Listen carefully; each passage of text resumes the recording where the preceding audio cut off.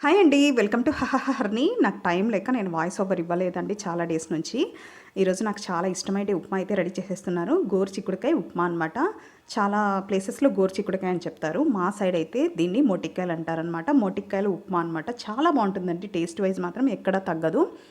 మామూలుగా ఉప్మా ఇష్టంగా తినేవాళ్ళైతే ఇది ఖచ్చితంగా ఒకసారి ట్రై చేయండి. చాలా బావుంటుంది. తినని వాళ్ళు కూడా ఒకసారి ట్రై చేయండి. బావుంటుంది. ఏం ప్రాబ్లమ్ లేదు. ఎందుకంటే గోరుచిక్కుడుకాయలో చాలా వరకు ఫైబర్ ఎక్కువగా ఉంటుందన్నమాట. చాలా హెల్త్‌కి మంచిది. అందుకే చెప్తున్నాను. చూస్తున్నారు కదా! సన్నగా కట్ చేసేసి వేసేసాననమాట. ఇలా బాగా ఫ్రై చేసుకున్నామంటే బాగా మగ్గిపోతుంది. అప్పుడు ఉప్మా కూడా టేస్టీగా ఉంటుంది. నేను 2 రకాల రవ్వ కూడా వాడుతున్నాను. ఒకటి బన్సీ రవ్వ, ఇంకొకటి బొంబాయి రవ్వ. 2 మిక్స్ చేసి వేస్తే చాలా టేస్ట్‌గా ఉంటుందండి. ఒకసారి ట్రై చేయండి.